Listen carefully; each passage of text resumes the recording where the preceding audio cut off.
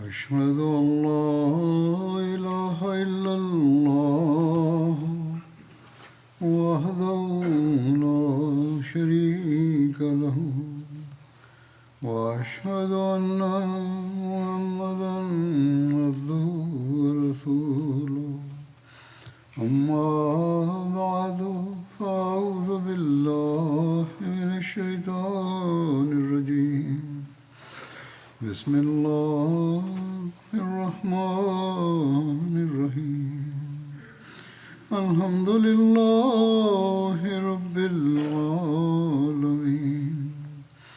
الرحمن الرحيم مالك يوم الدين إياك نعبد وإياك نستعين اهدنا الصراط المستقيم صراط الذين أنعمت عليهم غير المغضوب عليهم ولا الضالين. شهر رمضان الذي أنزل فيه القرآن هدى للناس وبينات من الهدى والفرقان ومن شهد منكم الشهر فليصم ومن كان مريضا وعلى سفر فعدة من أيام أخر يريد الله بكم اليسر ولا يريد بكم العسر ولتكملوا العدة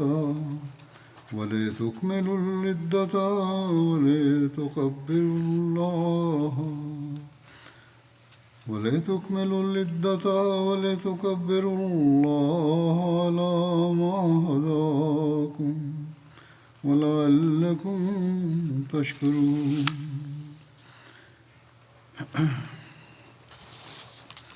رمضان کا مہینہ، شاید کا ترجمہ یہ ہے کہ رمضان کا مہینہ جس میں قرآن انسانوں کے لیے ایک عظیم ہدایت کے طور پر اتارا گیا اور ایسے کھلے نشانات کے طور پر جن میں ہدایت کی تفصیل اور حق و باطل میں فرق کر دینے والے امور ہیں، بس جو بھی تم میں سے اس مہینے کو دیکھے تو اس کے روزے رکھے، اور جو مریض ہو یا سفر پر ہو تو گنتی پوری کرنا دوسرے ایام میں ہوگا. اور تمہارے لیے آسانی چاہتا ہے، اللہ تمہارے لیے آسانی چاہتا ہے اور تمہارے لیے تنگی نہیں چاہتا، اور چاہتا ہے کہ تم سہولت سے گنتی کو پورا کرو اور اس ہدایت کی بنا پر اللہ کی بڑائی بیان کرو جو اس نے تمہیں عطا کی، اور تاکہ تم شکر کرو.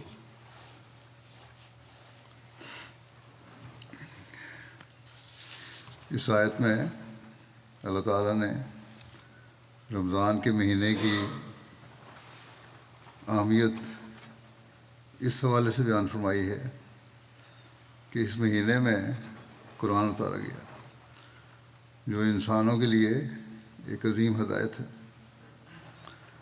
اللہ تعالیٰ نے اس کتاب میں تمام امور کا احاطہ کر کے، تمام ہدایات دے کر انسان کے اللہ تعالیٰ کی طرف بڑھنے کے تمام راستے دکھا کر، شیطان کے تمام راستوں سے ہوشیار کر کے، موجودہ اور آئندہ آنے والے امور کی طرف رہنمائی کر کے، ان کے خطرات سے آگاہ کر کے، ان سے بچنے کے راستے دکھا کر،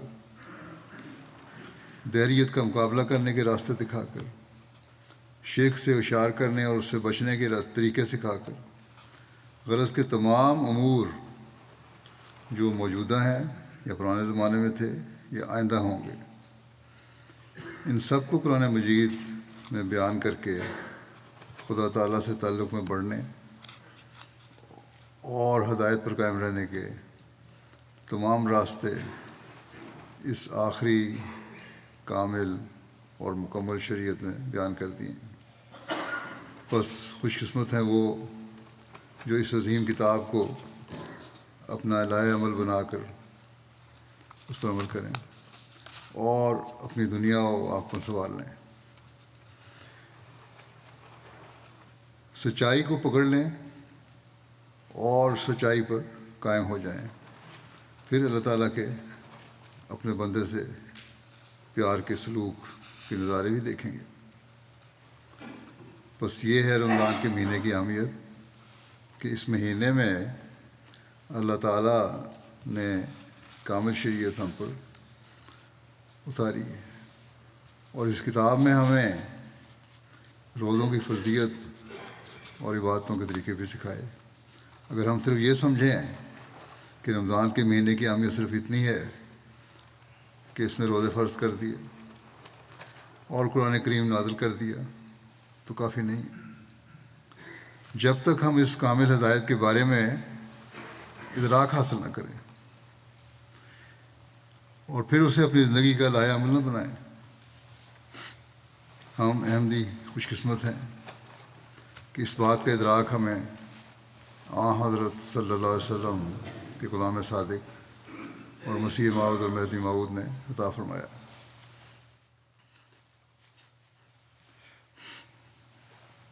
بس اس کے لیے ہمیں آپ کی کتب اور تفاسیر بھی پڑھنے کی ضرورت ہے تاکہ اس عظیم کلام اور ہدایت کو سمجھ کر ہم اس پر عمل کر سکیں۔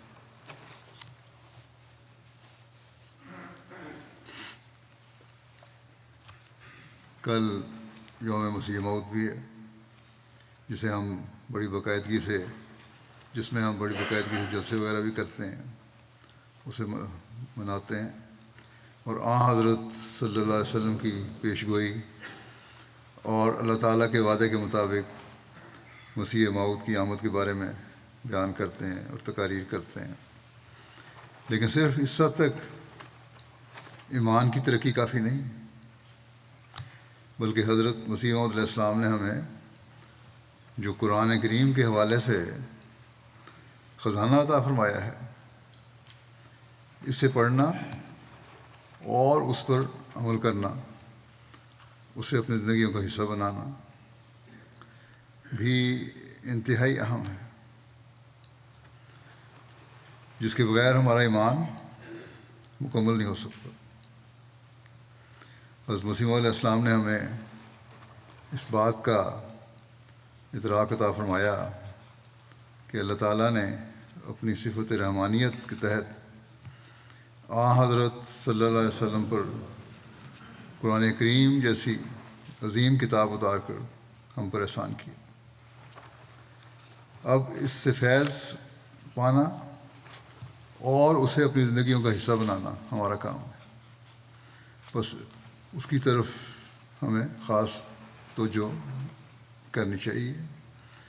رمضان میں روزے رکھنے یا فرض نمازیں باقاعدگی سے ادا کرنے یا کچھ نوافل پڑھ لینے سے رمضان کا حق ادا نہیں ہوتا، بلکہ قرآن کریم کو پڑھنے اور اس کے احکامات تلاش کر کے اس پر عمل کرنا بھی انتہائی ضروری ہے۔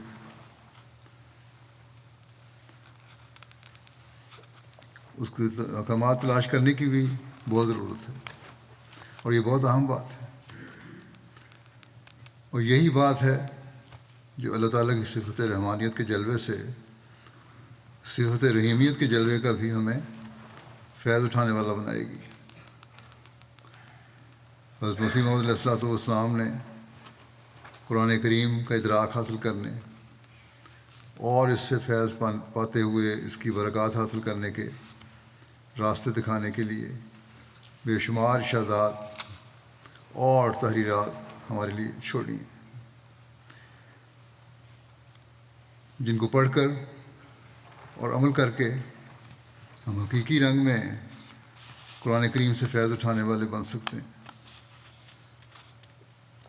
ان میں سے چند ایک محسوس پیشی کروں گا اقتباسات آپ کے، لیکن اس سے پہلے قرآن کریم کی تلاوت کی اہمیت کے بارے میں بتا دوں کہ یہ بھی انتہائی ضروری چیز ہے جسے رمضان میں خاص طور پر ہر ایک کو ضرور کرنا چاہیے۔ اور کم از کم 1 سپارہ روزانہ تلاوت کرنی چاہیے تاکہ رمضان میں قرآن کریم کا ایک دور مکمل ہو جائے۔ حضرت جبرائیل علیہ السلام حضرت صلی اللہ علیہ وسلم کو رمضان میں نازل شدہ قرآن کریم کا ایک دور مکمل کروایا کرتے تھے، اور آخری سال میں مکمل قرآن کریم کا 2 مرتبہ دور مکمل کیا۔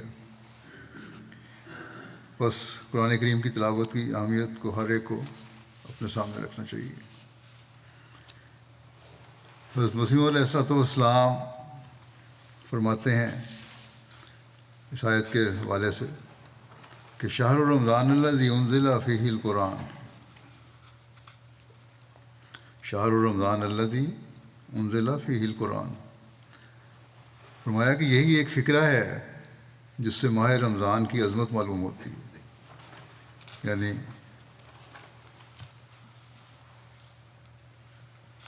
ایسا بابرکت مہینہ ہے جس میں یہ ایسی عظیم کتاب نازل ہوئی ہے۔ فرماتے ہیں کہ صوفیاء نے لکھا ہے کہ یہ ماہ تنویر قلب کے لیے عمدہ مہینہ ہے، دل کو روشن کرنے کے لیے، اللہ تعالیٰ کے قریب کرنے کے لیے ایک بڑا عمدہ مہینہ ہے۔ کثرت سے اس سے مکاشفات ہوتے ہیں۔ صلاۃ تزکیہ نفس کرتی ہے، اور صوم یعنی روزہ تجلی قلب کرتا ہے۔ تزکیہ نفس سے مراد یہ ہے کہ نفس امارہ کی شہوات سے بودھ حاصل ہو، دل کے اندر جو بےہودہ خیالات آتے رہتے ہیں، گناہ کے خیالات آتے رہتے ہیں، ان سے دوری پیدا ہو، اور تجلی قلب سے یہ مراد ہے کہ کشف کا دروازہ اس پر کھلے کہ خدا کو دیکھ لے، خدا تعالیٰ کا قرب حاصل ہوتا ہے اس سے۔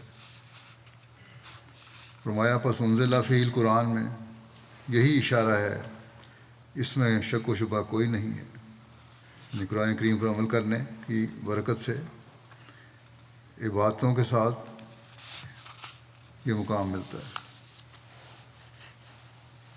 پھر قرآن کریم کے پڑھنے اور سمجھنے کی طرف توجہ دلاتے ہوئے حضرت مسیح علیہ السلام ایک جگہ فرماتے ہیں، میں نے قرآن کے لفظ پہ غور کی، تب مجھ پر کھلا کہ اس مبارک لفظ میں ایک زبردست پیش گوئی ہے، وہ یہ ہے کہ یہی قرآن یعنی پڑھنے کے لائق کتاب ہے، اور ایک زمانے میں تو اور بھی زیادہ پڑھنے کے قابل کتاب ہوگی، جبکہ اور کتابیں بھی پڑھنے میں اس کے ساتھ شریک کی جائیں گی۔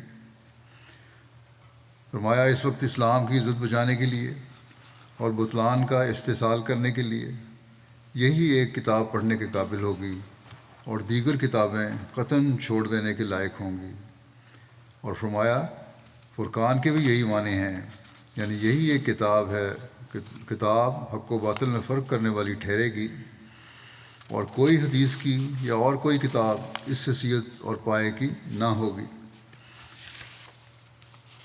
فرمایا اب سب کتابیں چھوڑ دو اور رات دن کتاب اللہ ہی کو پڑھو۔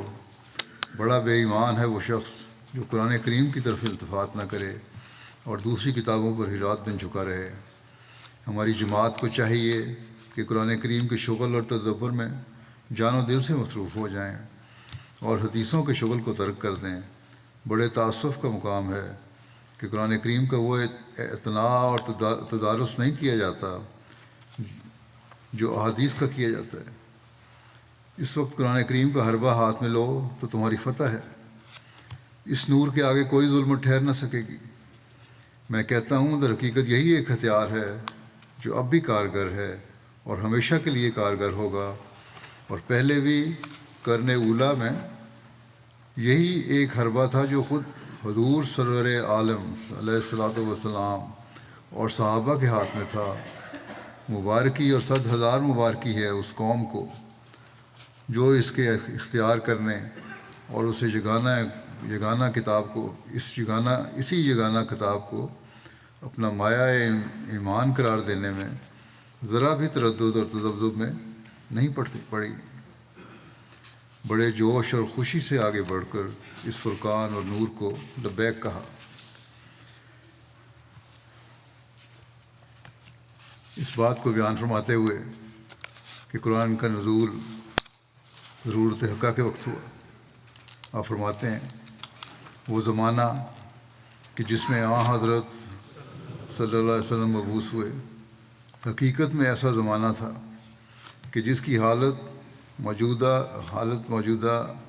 ایک بزرگ اور عظیم القدر مصلح ربانی، جس کی حالت اس زمانے کی حالت یعنی جو موجود حالت تھی ایک بزرگ اور عظیم القدر مصلح ربانی اور ہادی آسمانی کی اشد محتاج تھی، اور جو تعلیم دی گئی وہ بھی واقعہ میں سچی اور ایسی تھی کہ جس کی نہایت ضرورت تھی، اور ان تمام امور کی جامع تھی کہ جس سے تمام ضرورتیں زمانے کی پوری ہوتی تھیں۔ اور پھر اس تعلیم نے اثر بھی ایسا کر دکھایا کہ لاکھوں دلوں کو حق اور راستے کی طرف کھینچ لائی، اور لاکھوں سینوں پر لا الہ الا اللہ کا نقش جما دیا، اور جو نبوت کی علت غائی ہوتی ہے، جو بنیاد ہوتی ہے نبوت کی، یعنی تعلیم اصول نجات کے، اس کو ایسا کمال تک پہنچایا جو کسی دوسرے نبی کے ہاتھ سے وہ کمال کسی زمانے میں وہم نہیں پہنچا۔ بس یہ آخری شرعی کتاب ایسے وقت میں آئی جب حالات اس کے آنے کا تقاضا کرتے تھے، اور پھر لاکھوں دلوں کو پاک کیا، اور آج تک کرتی چلی جا رہی ہے۔ بس جس نے فیض اٹھانا ہے اس سے فیض اٹھانے کی کوشش کرے۔ قرآن کریم علم و عمل میں بھی کمال تک پہنچاتا ہے، یہ صرف باتیں نہیں ہیں بلکہ مسلمانوں کے آج تک کے عمل، جو نیک مسلمان ہیں اس بات کے گواہ ہیں۔ چنانچہ اس بارے میں حضرت مسلم علیہ السلام فرماتے ہیں، یاد رہے کہ اکیلی عقل کو ماننے والے جیسے علم اور معرفت اور یقین میں ناقص ہیں، ویسا ہی عمل اور وفاداری اور صدق کے قدم میں بھی ناقص اور قاصر ہیں، اور ان کی جماعت نے کوئی ایسا نمونہ قائم نہیں کیا جس سے یہ ثبوت مل سکے کہ وہ بھی ان کروڑہا مقدس لوگوں کی طرح خدا کے وفادار اور مقبول بندے ہیں کہ جن کی برکتیں ایسی دنیا میں ظاہر ہوئیں کہ ان کے وعظ اور نصیحت اور دعا اور توجہ اور تاثیر صحبت سے سدھا لوگ پاک روشن اور باخدا ہو کر ایسے اپنے مولا کی طرف جھک گئے کہ دنیا و معافیہ کی کچھ پرواہ نہ رکھ کر، اور اس جہان کی لذتوں اور راحتوں اور خوشیوں اور شہرتوں اور فخروں اور مالوں اور ملکوں سے بالکل قطع نظر کر کے اس سچائی کے راستے پر قدم مارا جس پر قدم مارنے سے ان میں سے سینکڑوں کی جانیں تلف ہوئیں۔ قربانی کا جذبہ ان میں پیدا ہوا، دین کی خاطر، اللہ تعالیٰ کی خاطر اللہ سے وفا کرنے کا جذبہ پیدا ہو گیا، قربانی کرنے کا جذبہ پیدا ہوا۔ فرمایا جانیں تلف ہوئیں، ہزارہ سر کٹائے گئے، لاکھوں مقدسوں کے خون سے زمین تار ہو گئی، پر باوجود ان سب آفتوں کے انہوں نے ایسا صدق دکھایا کہ عاشق دل دادا کی طرح پاب زنجیر ہو کر ہنستے رہے، اور درخت اٹھا کر خوش ہوتے رہے، اور بلاؤں میں پڑھ کر شکر کرتے رہے، اور اسی ایک کی محبت میں وطنوں سے بے وطن ہو گئے، اور عزت سے ذلت اختیار کی، اور آرام سے مصیبت کو سر پر لے لیا، اور تونگر سے مفلسی قبول کر لی، اور ہر یک پیوند اور ربط اور خواہشی سے غریبی اور تنہائی اور بے کسی پر قناعت کی، اور اپنے خون کے بہانے سے اور اپنے سروں کے کٹانے سے اور اپنی جانوں کے دینے سے خدا کی ہستی پر مہریں لگا دیں، اور کلام الہی کی سچی مطابعت کی برکت سے وہ انوار خاصہ ان میں پیدا ہو گئے کہ جو ان کے غیر میں کبھی نہیں پائے گئے۔ اور ایسے لوگ نہ صرف پہلے زمانوں میں موجود تھے بلکہ یہ برگزیدہ جماعت ہمیشہ اہل اسلام میں پیدا ہوتی رہتی ہے، اور ہمیشہ اپنے نورانی وجود سے اپنے مخالفین کو ملزم و لاجواب کرتی آئی ہے۔ لہذا منکرین پر ہماری یہ حجت بھی تمام ہے کہ قرآن شریف جیسے مراتب علمیہ میں قرآن کریم جیسے مراتب علمیہ میں اعلیٰ درجہ کمال تک پہنچاتا ہے، ویسا ہی مراتب عملیہ کے کمالات بھی اس کے ذریعے سے ملتے ہیں، اور آثار و انوار قبولیت حضرت احدیت انہی لوگوں میں ظاہر ہوتے رہے ہیں اور اب بھی ظاہر ہوتے ہیں جنہوں نے اس پاک کلام کی مطابقت اختیار کی۔ اگر حقیقی رنگ میں اس کی پیروی کرو گے تو یہ معیار حاصل ہوتے ہوں گے، دوسروں میں ہرگز ظاہر نہیں ہوتے۔ بس طالب حق کے لیے یہی دلیل جس کو چشم خود معائنہ کر سکتا ہے کافی ہے، یعنی یہ کہ آسمانی برکتیں اور ربانی نشان صرف قرآن شریف کے کامل تابعین میں پائے جاتے ہیں۔ نشانات اگر دیکھنے ہیں تو صرف قرآن شریف کے کامل اتباع کرنے والوں میں پائے جاتے ہیں، اور دوسرے تمام فرقے کہ جو حقیقی اور پاک الہام سے روگردان ہیں، کیا برہمو اور کیا آریہ اور کیا عیسائی، وہ اس نور صداقت سے بے نصیب اور بے بہرہ ہیں۔ چنانچہ ہر یک منکر کی تسلی کرنے کے لیے ہم ہی ذمہ اٹھاتے ہیں، بشرطے کہ وہ سچے دل سے اسلام قبول کرنے پر مستعد ہو کر پوری ارادت اور استقامت اور صبر اور صداقت سے طلب حق کے لیے اس طرف تکلیف کش ہو۔ بس جو کوئی بھی سچے دل سے اس ادائی کی طرف بڑھے گا اس کی علمی اور عملی طاقتیں بڑھیں گی۔ یہ دعویٰ ہے قرآن کریم کا، اور یہ دعویٰ حضرت مسیح نے فرمایا کہ آؤ میں تمہیں بتاتا ہوں، اس کو سمجھو اور میرے سے سیکھو کس طرح میں تمہیں سکھاتا ہوں۔ حضرت مسیح علیہ السلام ایک جگہ فرماتے ہیں کس قدر ظلم ہے کہ اسلام کے اصولوں کو چھوڑ کر، قرآن کو چھوڑ کر، جس نے ایک وحشی دنیا کو انسان اور انسان سے باخدا انسان بنایا، ایک دنیا پرست قوم کی پیروی کی جائے۔ جو لوگ اسلام کی بہتری اور زندگی جو لوگ اسلام کی بہتری اور زندگی مغربی دنیا کو قبلہ بنا کر چاہتے ہیں، سمجھتے ہیں مغربی دنیا نے بڑی ترقی کر لی، اس کو اپنا رہنما بنانا چاہتے ہیں، مغربی دنیا کو قبلہ بنا کر چاہتے ہیں، وہ کامیاب نہیں ہو سکتے۔ کامیاب وہی لوگ ہوں گے جو قرآن کریم کے ماتحت چلتے ہیں، اور ایک دنیا کی کامیابی بھی ہے اور دین کی کامیابی بھی ہے اور آخرت کی کامیابی بھی ہے۔ دنیا دار تو صرف دنیاوی کامیابیوں پہ انتظار کرتے ہیں، لیکن ہر قسم کی کامیابی لینی چاہیے تو قرآن کریم میں ملے گی۔ فرمایا قرآن کو چھوڑ کر کامیابی ایک ناممکن اور محال امر ہے، اور ایسی کامیابی ایک خیالی امر ہے جس کی تلاش میں یہ لوگ لگے ہوئے ہیں۔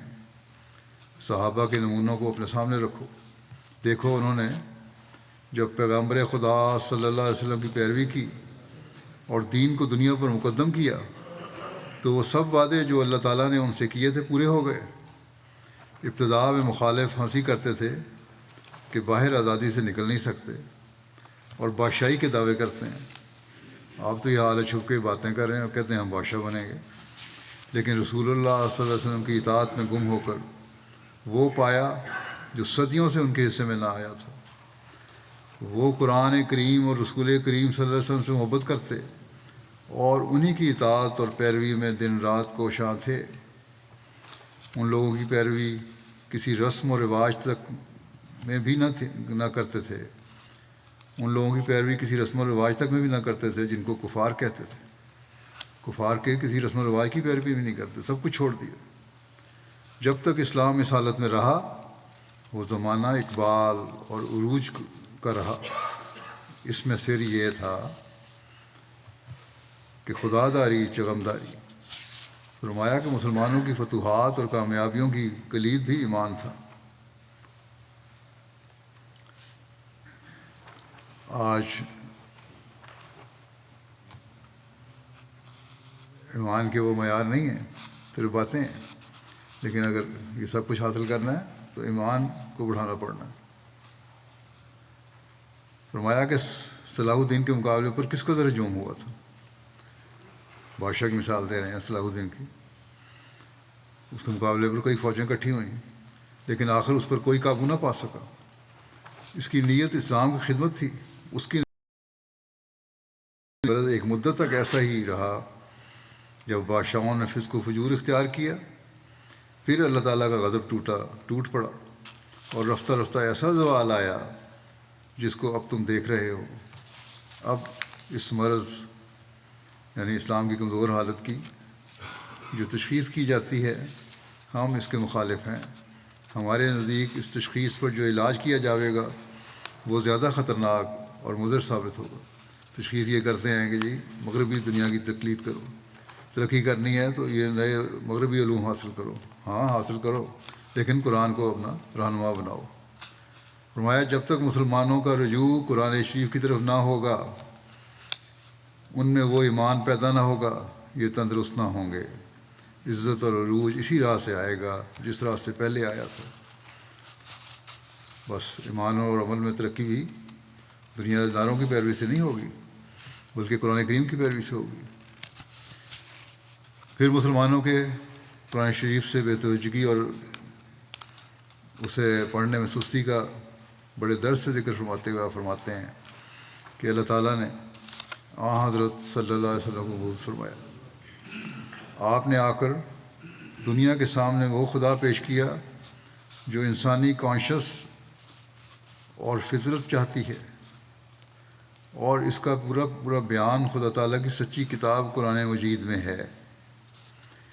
فرمایا میں اس وقت دوسرے لوگوں کو جو مسلمان نہیں ہیں الگ رکھ کر صرف ان لوگوں کے متعلق کچھ کہوں گا جو مسلمان ہیں، اور انہی سے خطاب کروں گا. یا رب ان قوم اتخذوا ھذا القرآن مہجورا. یا رب ان قوم اتخذوا ھذا القرآن مہجورا، کہ اے میرے رب یقیناً میری قوم نے اس قرآن کو متروک کر چھوڑا ہے. فرمایا یاد رکھو قرآن شریف حقیقی برکات کا سرچشمہ اور نجات کا سچا ذریعہ ہے. یہ ان لوگوں کی اپنی غلطی ہے جو قرآن شریف پر عمل نہیں کرتے. عمل نہ کرنے والوں میں سے ایک گروہ تو وہ ہے جس کو اس پر اعتقاد ہی نہیں، اور وہ اس کو خدا تعالیٰ کا کلام ہی نہیں سمجھتے. یہ لوگ تو بہت دور پڑے ہوئے ہیں. لیکن وہ لوگ جو ایمان لاتے ہیں کہ وہ خدا تعالیٰ کا کلام ہے اور نجات کا شفا بخش نسخہ ہے، اگر وہ اس پر عمل نہ کریں تو کس قدر تعجب اور افسوس کی بات ہے. ان میں سے بہت سے تو ایسے ہیں جنہوں نے ساری عمر میں کبھی اسے پڑھا ہی نہیں. بس ایسے آدمی جو خدا تعالیٰ کی کلام سے ایسے غافل اور لاپرواہ ہیں، ان کی ایسی مثال ہے کہ ایک شخص کو معلوم ہے کہ فلاں چشمہ نہایت مصفہ اور شیریں اور خنک، اور اس کا پانی بہت سی امراض کے واسطے اکسیر اور شفا ہے.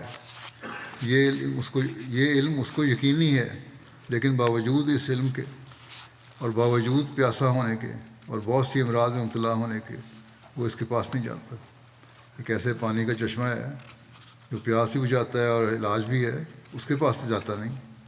بڑا بدقسمت ہے وہ.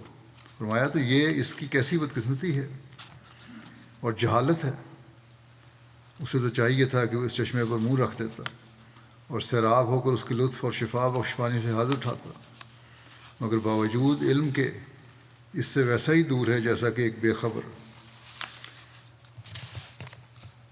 فرمایا کہ اس وقت تک اس سے دور رہتا ہے جو موت آ کر خاتمہ کر دیتی ہے. موت آ جاتی ہے باتوں کو، لیکن قرآن کریم کی طرف توجہ نہیں کرتے.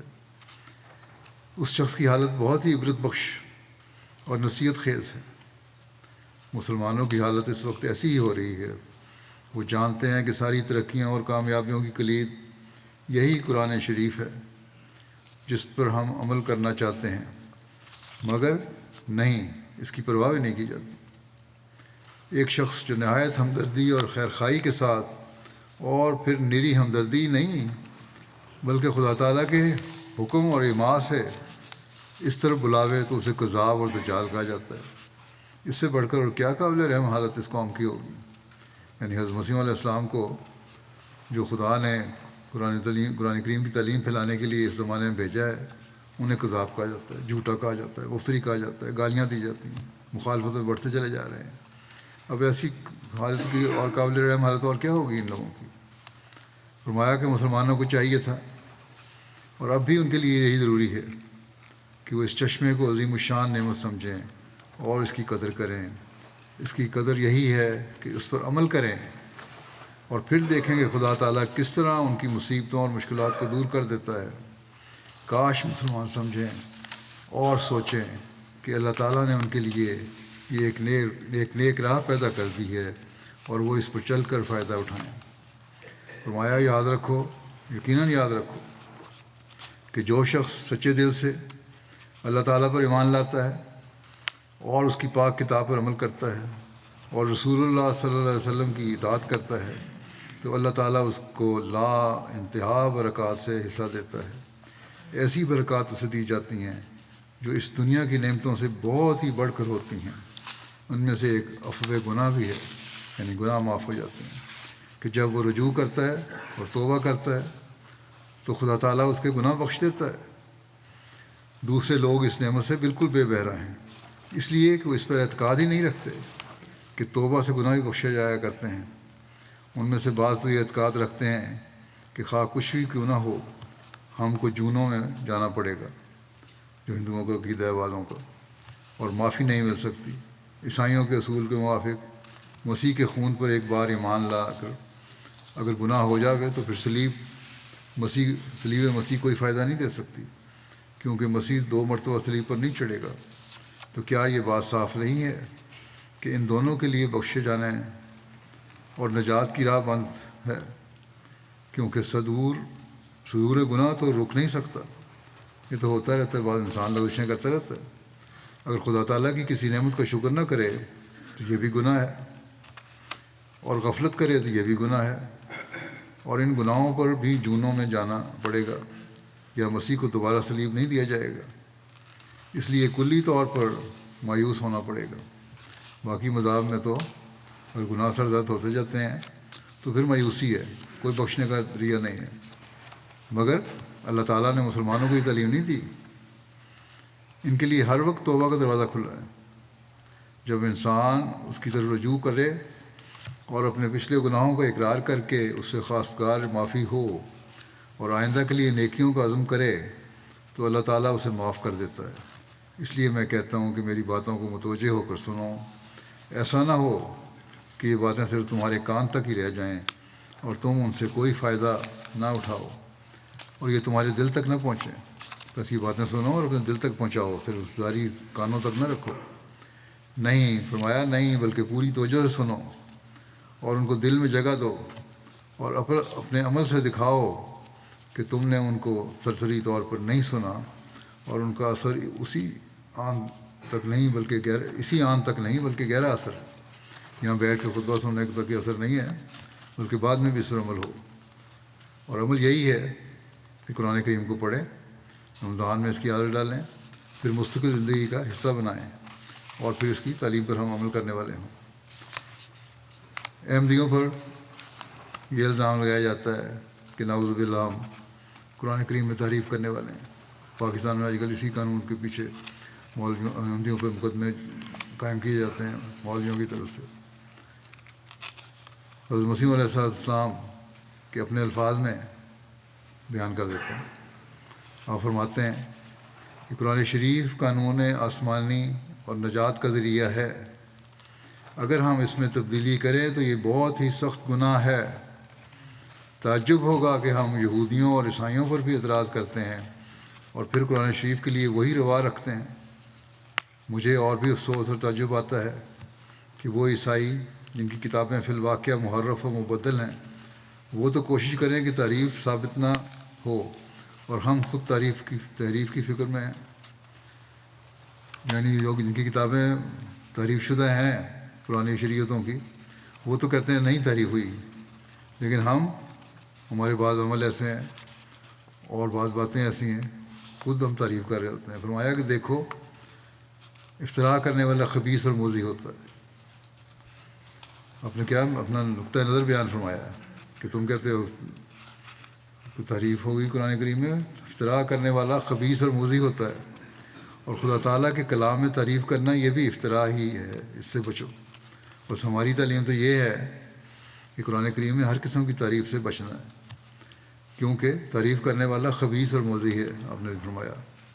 بس ہم پر یہ الزام لگانے والوں کو عقل کرنی چاہیے کہ کیا تعریف کر کے ہم اپنے آپ کو خبیثوں اور موذیوں میں شمار کرنے والے ہو جائیں گے یا بننا چاہیں گے؟ قرآن کریم کی کامل کتاب ہونے پر آپ نے کیا ارشاد فرمایا میں قرآن اور احکام قرآنی کی خدمت اور حضرت صلی اللہ علیہ وسلم کے پاک مذہب کی خدمت کے واسطے کمر بستہ ہوں اور جان تک میں نے اپنے اس راہ میں لگا دی ہے، اور میرا یقین کامل ہے کہ قرآن کے سوا جو کامل، اکمل اور مکمل کتاب ہے اور اس کی پوری اطاعت اور بغیر حضرت صلی اللہ علیہ وسلم کی پیروی کے نجات ممکن ہی نہیں، اور قرآن میں کمی بیشی کرنے والے حضرت صلی اللہ علیہ وسلم کی اطاعت کا جوا اپنی گردن سے اتارنے والے کو کافر اور مرتد یقین کرتا ہوں۔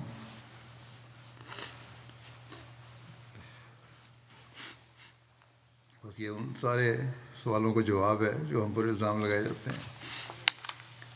پھر فرمایا قرآن کریم کی تعلیم سے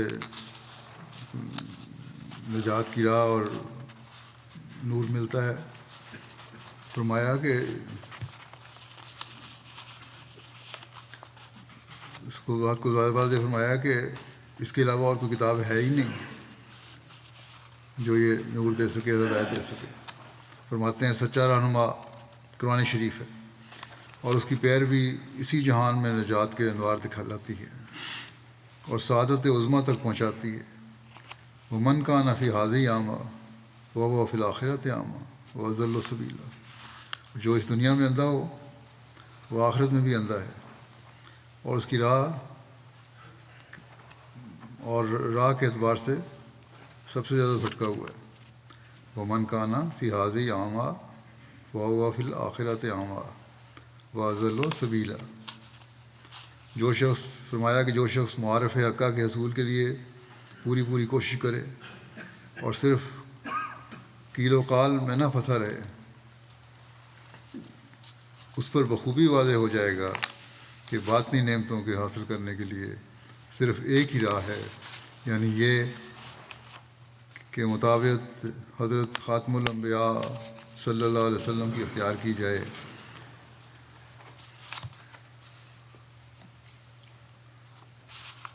اور تعلیم قرآنی کو اپنا مرشد اور رہبر بنایا جاوے۔ اپنے یہاں الفاظ عربی کے استعمال کیے ہیں، فرمایا پوری کوشش کرے اور صرف قیلا وقالا میں نہ پھنسا رہے، یعنی حدیثوں کے حوالے نہ دیتا رہے گا۔ اس پر بخوبی واضح ہو جائے گا کہ باقی باطنی نعمتوں کے حاصل کرنے کے لیے صرف ایک ہی راہ ہے، یعنی یہ کہ مطابق حضرت خاتم الانبیاء صلی اللہ علیہ وسلم کی اختیار کی جائے اور تعلیم قرآنی کو اپنا مرشد اور راہبر بنایا جاوے۔ یہی وجہ ہے کہ اگرچہ ہندوؤں اور عیسائیوں میں کئی لوگ ریاضت اور جوگ میں وہ محنت کرتے ہیں کہ جس سے ان کا جسم خشک ہو جاتا ہے، اور برسوں جنگلوں میں کاٹتے ہیں اور ریاضات شدیدہ بجا لاتے ہیں، بڑی سخت ریاضتیں کرتے ہیں، لذات سے وہ کلی کنارہ کش ہو جاتے ہیں، مگر پھر بھی وہ انوار خاصہ ان کو نصیب نہیں ہوتے کہ جو مسلمانوں کو باوجود قلت ریاضت و ترک رہبانیت کے نصیب ہوتے ہیں۔ وہ خصوصیات ان کو نہیں مل سکتی، لیکن اگر قرآن کریم پر عمل کریں تو تب یہ ہوتے ہیں۔ پس فرمایا اس سے صاف ظاہر ہے کہ صراط مستقیم وہی ہے جس کی تعلیم قرآن شریف کرتا ہے۔ بلا شبہ یہ سچ بات ہے کہ اگر کوئی توبہ نصوح اختیار کر کے 10 روز بھی قرآن منشا کے بموجب مشغولی اختیار کرے تو اپنے قلب پر نور نازل ہوتا دیکھے گا۔ یہ خصوصیت دین اسلام کی بلا امتحان نہیں، یہ نہیں کوئی بات کر دی صرف، کوئی امتحان نہیں اس کا، بلکہ صدہا پاک باطنوں نے اس راہ سے فیض پایا ہے۔ سینکڑوں مثالیں اس کی ایسی ہیں جنہوں نے اس طرح عمل کیا اور فیض پایا۔ زبانی وعدہ نہیں ہے، زبانی دعویٰ نہیں ہے، بلکہ جنہوں نے عمل کیا انہوں نے فیض پایا ہے، اور سینکڑوں ہزاروں اس کی مثالیں موجود ہیں۔ بس ہمیں بھی چاہیے کہ اس طرح پہلے سے بڑھ کر توجہ کریں اور اپنی نسلوں میں بھی اس کی اہمیت پیدا کریں۔ اس بات کو بیان فرماتے ہوئے کہ انسانوں کو خدا تعالیٰ پر حقیقی ایمان نہیں ہے، بلکہ ان لوگوں کی حالت ابھی کمزور ہے جو بظاہر ایمان کا دعویٰ کرتے ہیں۔ آپ نے انسان کی نفسیات کو سامنے رکھتے ہوئے فرمایا، اور یہ ثبوت قرآن تعلیم کی روشنی میں دیا ہے۔ فرماتے ہیں چنانچہ کہ اے دوستو، گناہ سے بے خوف ہونے کی یہی وجہ ہے کہ غافل انسان کو نہ خدا پر یقینی ایمان ہے نہ اس کی سزا پر، ورنہ انسان اپنی ذات میں بزدل ہے،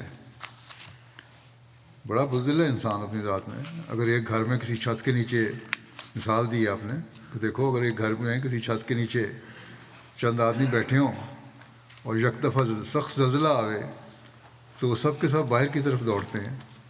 اس کا یہی سبب ہے کہ وہ یقین رکھتے ہیں کہ اگر چند منٹ اور چھت کے نیچے بیٹھے رہے تو موت کا شکار ہو جائیں گے، چھت نیچے آ پڑے گی.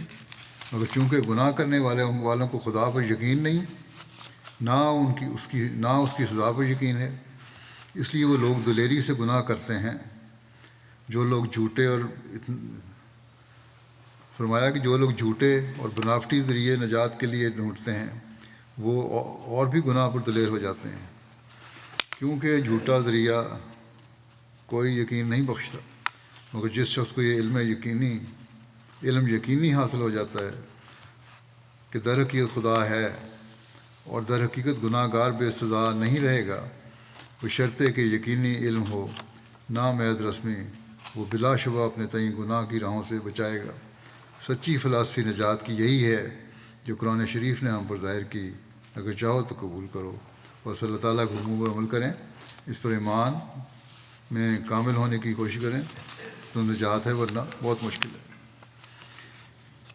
آپ فرماتے ہیں مبارک وہ جو خدا کے لیے اپنے نفس سے جنگ کرتے ہیں، اور بدبخت وہ جو اپنے نفس کے لیے خدا سے جنگ کر رہے ہیں اور اس سے موافقت نہیں کرتے.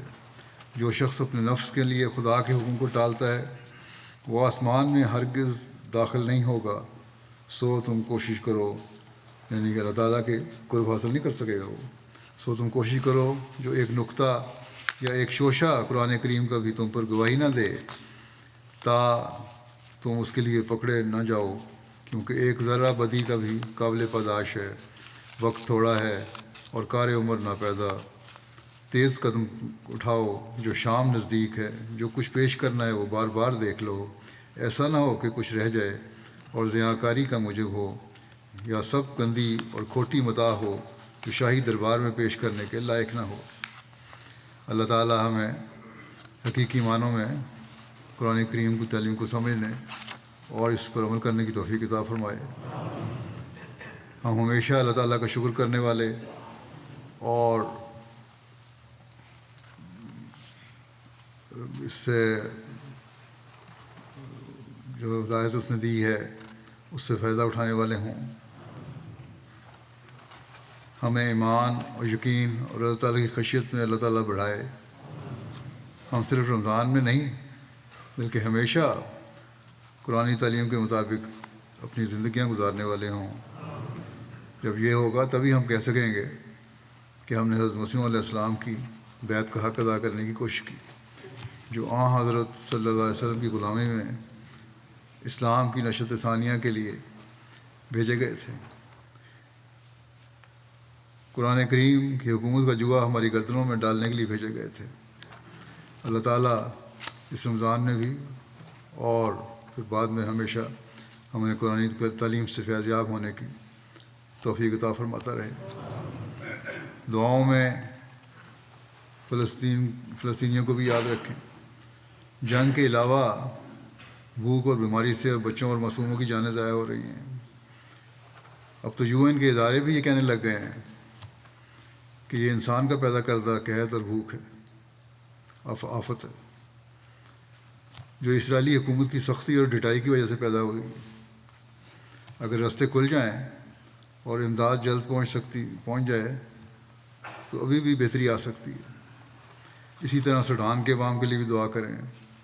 اللہ تعالیٰ ان کے لیڈروں اور صاحب اقتدار لوگوں کو عقل دے. وہاں بھی بھوک اور بیماری سے لوگ مر رہے ہیں اور اپنے ہی لوگ اپنے ہم وطنوں پر ظلم کر رہے ہیں.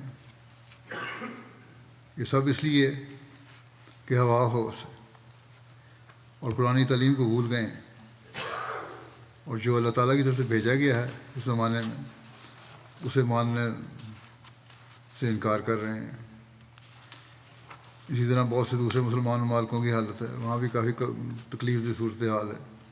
حکومتیں اپنے عوام پر ظلم کر رہی ہیں، آپس میں لوگ لڑ رہے ہیں. اللہ تعالیٰ ان پر رحم کرے. پاکستان کے ہمارے احمدی اسیران ہیں ان کے لیے دعا کریں. یمن کے اسیران ہیں ان کے لیے بھی دعا کرتے رہیں. پاکستان میں عمومی حالات جو ہیں ان کے لیے بھی دعا کرتے رہیں، اللہ تعالیٰ وہاں احمدیوں کو محفوظ رکھے۔ نماز کے بعد میں کچھ جنازہ غائب بھی پڑھاؤں گا، ان کا ذکر کر دیتا ہوں۔ پہلا ذکر ہے ڈاکٹر ظہیر الدین منصور احمد صاحب امریکہ کا، جو گزشتہ دنوں وفات پا گئے، انا للہ و انا الیہ راجعون۔ یہ صاحبزادی امت الرشید بیگم اور میاں عبدالرحیم صاحب کے بیٹے تھے۔ ننیال کی طرف سے آپ حضرت مسیح علیہ السلام اور حضرت حکیم مولوی نور الدین صاحب خلیفۃ المسیح اول رضی اللہ تعالیٰ عنہ کے پڑنواسے اور حضرت مسلم موعود کے نواسے تھے۔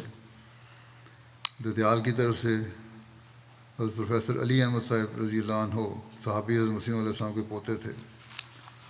انہوں نے میڈیکل کی ڈگری حاصل کی اور اس کے بعد فوج میں بھی رہے، کام کرتے رہے، پھر میڈیکل کلینک اپنا کلینک کھولا روا میں، اور اس کے غریبوں کی کافی مدد کرتے رہے۔ لوگوں نے بہت فائدہ اٹھایا ان کے کلینک سے۔ خدام الاحمدیہ انصار اللہ میں خدمات کی توفیق بھی ان کو ملتی رہیں، محتمم اور قائد کے طور پر۔ امریکہ میں جب سے گئے ہیں وہاں نیشنل سیکرٹری تعلیم قرآن کی خدمت ان کو ملی۔ خلافت سے بھی ان کا بے مثال تعلق تھا، اطاعت اور عشق کا تعلق تھا۔ میں نے بھی دیکھا ہے، میرے ساتھ بہت زیادہ تعلق انہوں نے اظہار کیا خلافت کے بعد۔ ہمیشہ دعا کے لیے لکھتے رہتے تھے، ہر کام سے پہلے دعا کے لیے کہتے تھے۔ شعبہ تعلیم قرآن کے لیے بھی انہوں نے بڑی محنت اور لگن سے کام کیا۔ ان کی اہلیہ رضوانہ صاحبہ کہتی ہیں کہ قرآن کریم سے بے پناہ محبت تھی اور تلاوت کو بہت اہتمام کرتے تھے۔ کار میں بھی اور سفر کے دوران یا خود تلاوت کرتے یا بچوں سے کوئی ساتھ ہوتا تو کہتے تلاوت کرو اور مجھے سناؤ، پھر درستگی بھی کرتے رہتے تھے۔ بیٹی سلمانہ کہتی ہیں ان کی، کہتی ہیں شادی کے بعد بھی آپ مجھے باقاعدگی سے فون کر کے قرآن مجید کا ترجمہ سکھاتے اور چھٹیوں میں اپنے نواسوں کو بھی خود قرآن کریم پڑھاتے تھے۔ اور پھر یہ خوبی یہ تھی کہ کسی بھی چھوٹی بڑی غلطی پر فوری معافی مانگتے تھے۔ نومائن کو بھی اپنی خوشیوں میں شامل کرنے کا خاص اہتمام کرتے، اس کی تلقین کرتے بچوں کو۔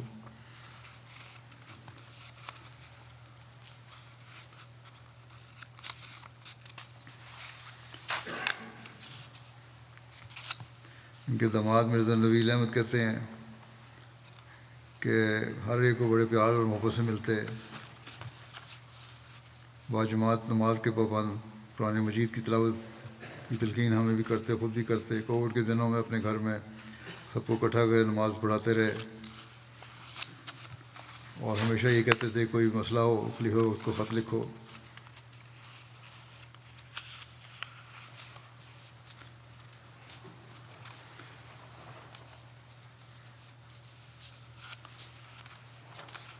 ہمیشہ یہ تھا،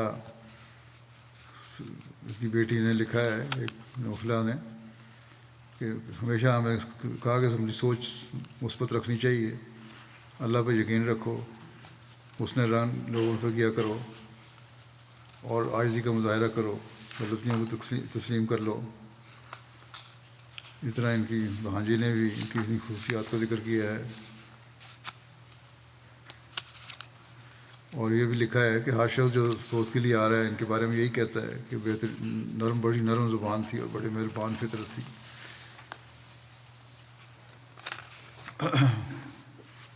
فرحاد رانا صاحب مربی ہیں، یہ کہتے ہیں 15 سال کی عمر سے ان سے تعلق پیدا ہوا اور انہوں نے مجھے جماعت کے ساتھ جوڑا، بلکہ انہی کی وجہ سے میں نے وقف بھی کیا۔ چودھری وسیم احمد صاحب لکھتے ہیں کہ ایک دفعہ خلیفۃ مسیح رابع نے ہمیں کام دیا کسی پروجیکٹ پہ 1974 میں، تو یہ بڑی محنت سے اور عاجزی سے ہی کام کرتے تھے، اور بعض دفعہ سائی رات کام میں لگے رہتے تھے۔ مریضوں کی بڑی خدمت کرنے والے، ان کا خیال رکھنے والے، اپنی جیب سے ان کے لیے علاج کے علاوہ پیسے بھی دے دیا کرتے تھے ان کو دوائیاں خریدنے کے لیے۔ بری پروری اور مہمان نوازی میں خاص طور پہ، یہ میرے خالہ زاد بھی تھے، میں نے دیکھا ان کے گھر جا کے بھی جلسے کے دنوں میں بھی ان کی والدہ اور ان کی والدہ دونوں میاں بیوی ہوں تبھی آگے اثر ہوتا ہے بچوں پہ بھی نیکی کا۔ مہمان نوازی بہت خاص وصف تھا ان کا۔ جلسے کے دنوں اپنا گھر خالی کر دیتے تھے اور خود باہر ٹینٹ لگا کے رہا کرتے تھے، اور سارا گھر مہمانوں سے بھرا ہوتا تھا۔ تو یہی نیک فطرت ان میں بھی آئی ہے۔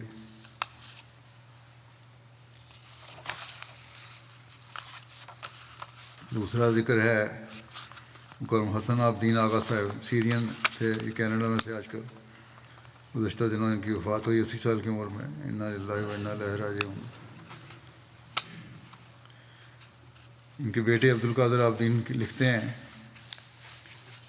کہ یہ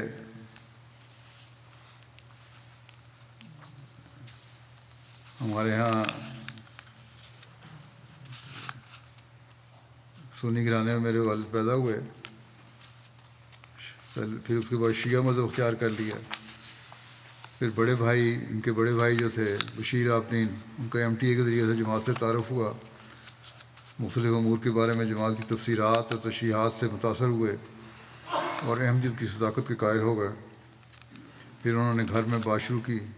2 مہینے کہتے ہیں میرے اور میرے والد صاحب اور میرے بھائی کے درمیان بحث وہ ایسا چلتا رہا، یہاں تک کہ ہم بھی مطمئن ہو گئے اور ایک روز بیعت فارم فل کر دیا۔ کہتے ہیں میرے والد کا بہنوں پر بھی اثر تھا، ان کی وجہ سے بہنوں نے بھی احمدیت قبول کر لی اور تمام خاندان احمدی ہو گیا۔ پھر ان کا گھر مرکز جماعت بن گیا، جہاں احمدیت کی تبلیغ بھی ہوتی تھی، نمازیں بھی پڑھی جاتی تھیں، جمعہ بھی پڑھا جاتا تھا۔ بطور صدر شام میں حلب کی جماعت کے خدمت کی توفیق بھی ملی۔ نماز تہجد باقاعدگی سے ادا کرنے والے، جماعتی کتب کا بڑی باقاعدگی سے مطالعہ کرنے والے تھے، اعلیٰ اخلاق کے مالک تھے، خلافت سے بڑا پیار کا تعلق تھا، مبلغین کی قدر اور احترام کرتے تھے، ظاہر سادہ زندگی گزاری، مہمان نوازی بہت کرتے تھے۔ ان کی اہلیہ زبیدہ صاحبہ کہتی ہیں اعلیٰ اخلاق کے مالک تھے، بڑے اچھے شوہر تھے، گھر میں میرے کاموں میں مدد کرتے تھے، میرے بہن بھائیوں اور رحمی رشتوں سے بھی بڑا پیار کا تعلق رکھتے تھے،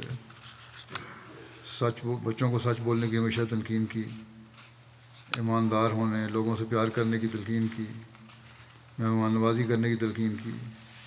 بڑے تہجد گزار بھی تھے اور ہمیشہ چندوں میں بڑی باقاعدگی تھی۔ ایک پوتے ان کے جامعہ احمدیہ میں پڑھتے ہیں، یہ کہتے ہیں میرے دادا بڑے عاجز، صابر اور قناعت پسند انسان تھے۔ تہجد کی باقاعدگی بھی میں نے دیکھی ہے ان میں، قرآن کریم کی باقاعدہ تلاوت کرنے والے اور تمام لوگوں سے محبت کرتے تھے۔ عفو و درگزر کی خصوصیت بھی تھی ان میں۔ مصلح شمبور صاحب مربی کہتے ہیں قناعت کی صفت میں نمایاں تھی، مالی مشکلات میں ہوتے تو کسی سے مدد نہیں مانگتے تھے، بلکہ اگر تھوڑے بہت پیسے ہوتے اور تو بھی چندے میں دے دیتے تھے۔ کسی کے محتاج ہونا نہیں چاہتے تھے۔ کہیں جانا ہوتا دکان پہ چیز لینے کے لیے تو ہم نے کئی دفعہ کہا کہ ہم آپ کو گاڑی میں لے جاتے ہیں، لیکن وہ سردیوں میں پیدل چل کے جایا کرتے تھے، بلکہ کہتے ہیں کہ آخری ایام میں بھی جب کہ پیدل چلنا ان کے لیے مشکل تھا، ان کو سردی میں نے پیدل دکان سے آتے ہوئے دیکھا۔ کسی پہ انحصار کرنا نہیں چاہتے تھے اور بڑے شکر گزار انسان تھے۔ حافظ عبدالوہی بھٹی صاحب کہتے ہیں کہ حسن عابدین صاحب کے وجود میں خاکسار کو ہمیشہ حضرت مسیح موعود علیہ السلام کو یہ الہام کہ یدعونا لکا صلحاء العرب و ابدال الشام پورا ہوتا نظر آتا ہے۔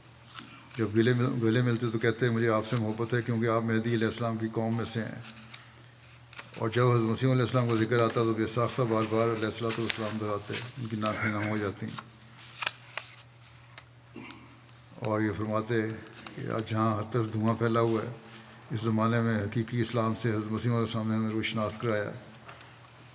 خلافت سے بے انتہا محبت کرتے تھے۔ اللہ تعالیٰ ان سے مغفرت اور رحم کا سلوک فرمائے، درجات بلند فرمائے۔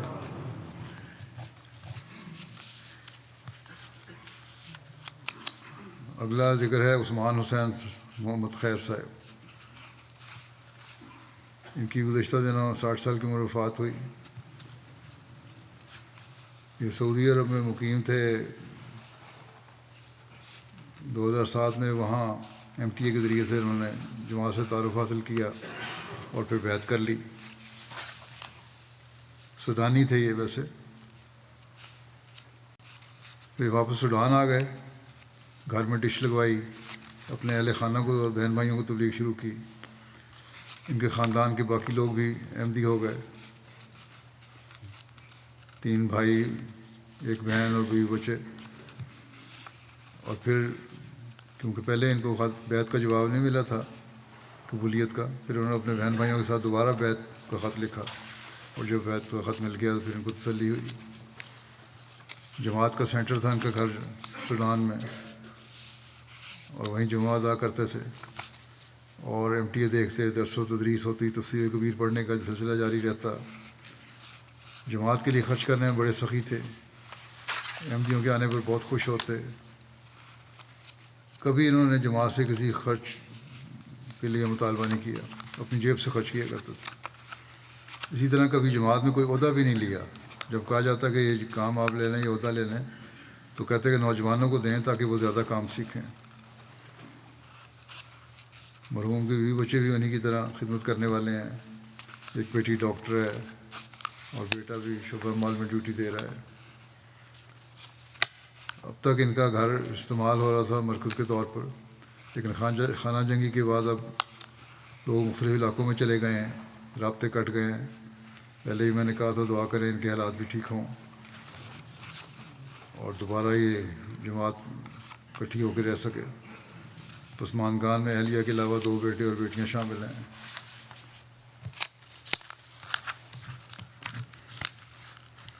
اگلا ذکر ہے محمد زہرابی صاحب الجزائر کا.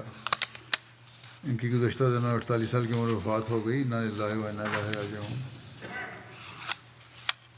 صدر جماعت لکھتے ہیں کہ مرحوم کینسر کے مریض تھے, جماعت سے بہت محبت رکھتے تھے, بڑے مہمان نواز اور خلافت کے مطیع تھے. فوج میں ملازم تھے اور دوستوں کے آپ کے گھر جانے میں بہت خوش ہوتے تھے,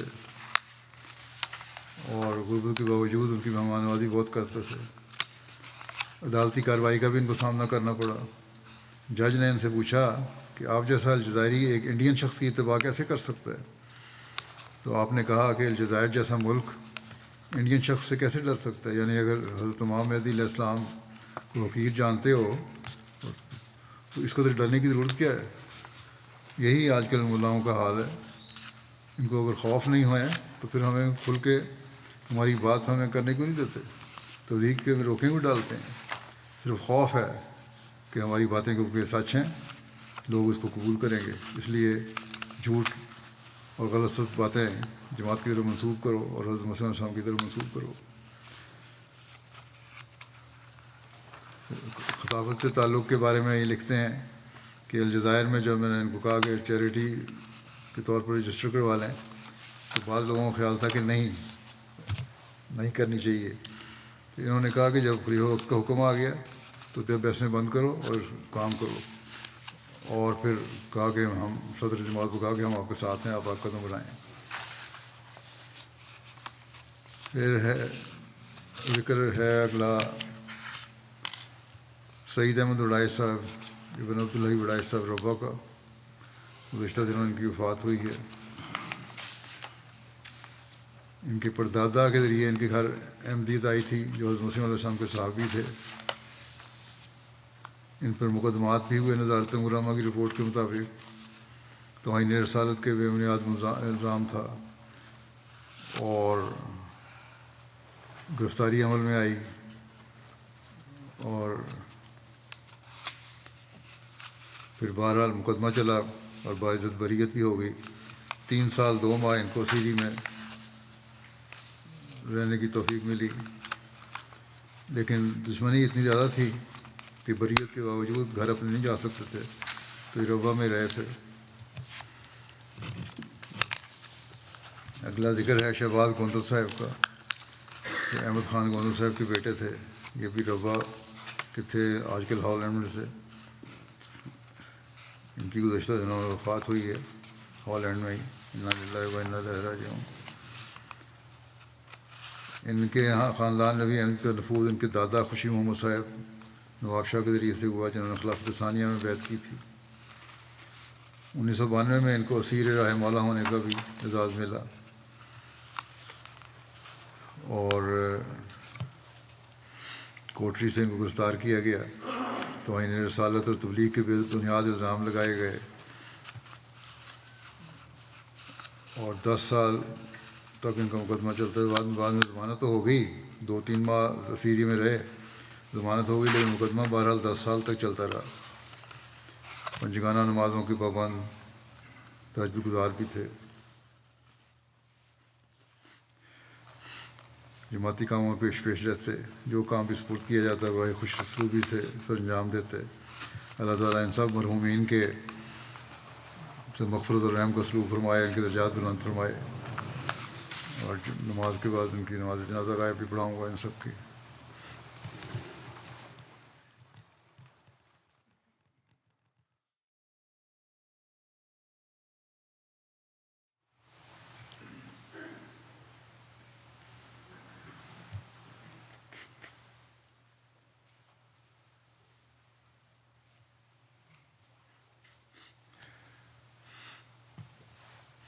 الحمد لله نحمده ونستعينه ونستغفره ونؤمن به ونتوكل عليه ونعوذ بالله من شرور أنفسنا ومن سيئات أعمالنا، من يهده الله فلا مضل له ومن يضلل فلا هادي له، ونشهد أن لا إله إلا الله ونشهد أن محمدا عبده ورسوله۔ عباد الله رحمكم الله، إن الله يأمر بالعدل والإحسان وإيتاء ذي القربى وينهى عن الفحشاء والمنكر والبغي يعظكم لعلكم تذكرون۔